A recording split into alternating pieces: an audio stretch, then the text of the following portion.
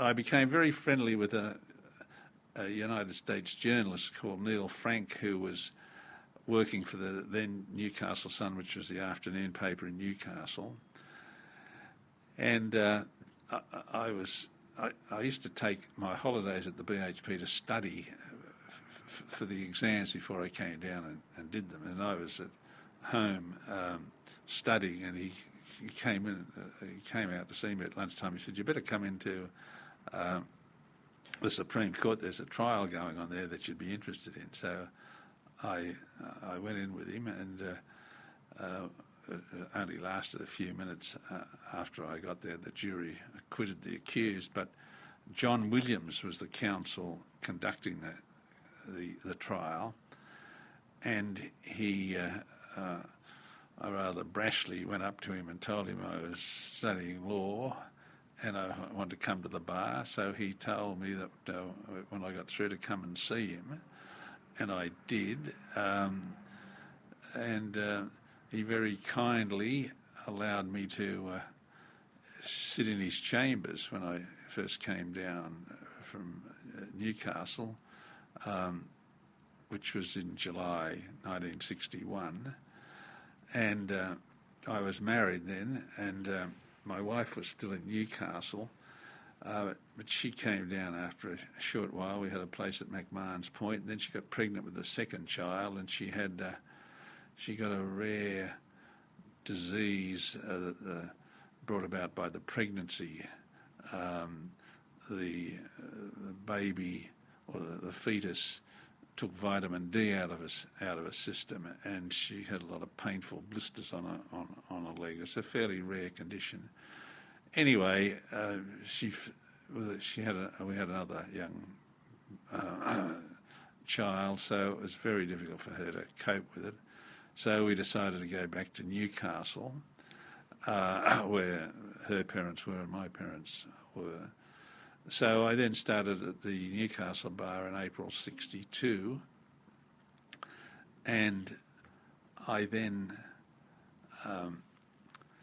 practiced there until June '64, and perhaps I'd still be there, but the best barrister I've ever seen or ever expect to see was J.W. Smythe, John W. Smythe QC, and he,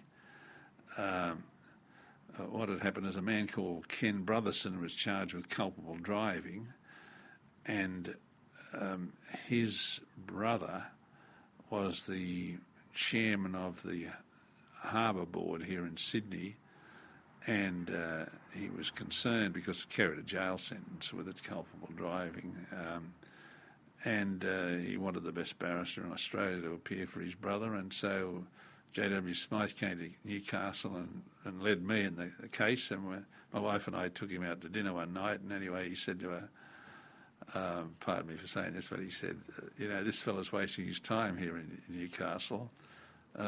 He should be in Sydney at the bar. And so when we got home, she said, "Well, you heard what he said." She said, "I think we should go back to Sydney." So I said, "Yeah, so do I." So, sorry. Oh, well, I was just going to ask you, before you left for Sydney and during your time at the Newcastle bar, did you encounter, he was a very well-known solicitor in his day, John Ruggiero? Knew him well.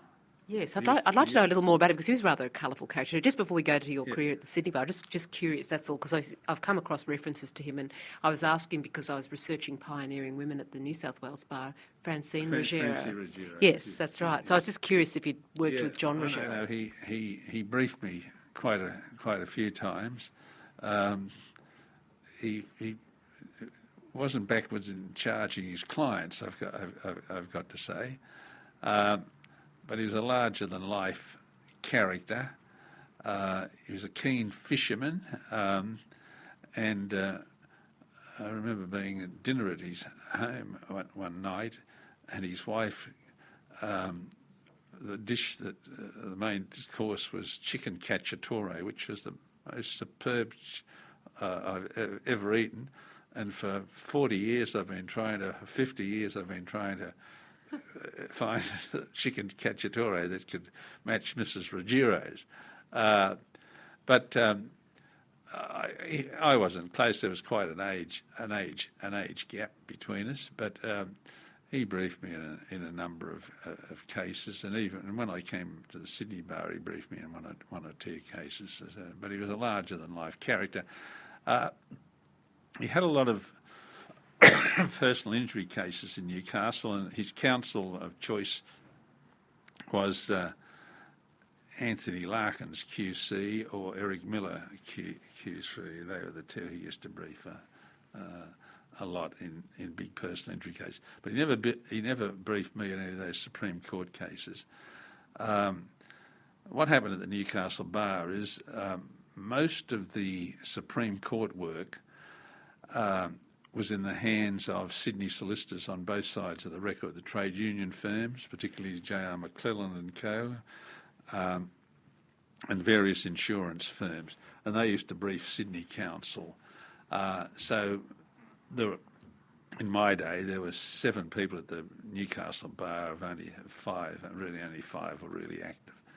And so we had to do district court work or court of sessions works, that sort of, or magistrates work. So that was the sort of work that I got briefs from John Ruggiero in.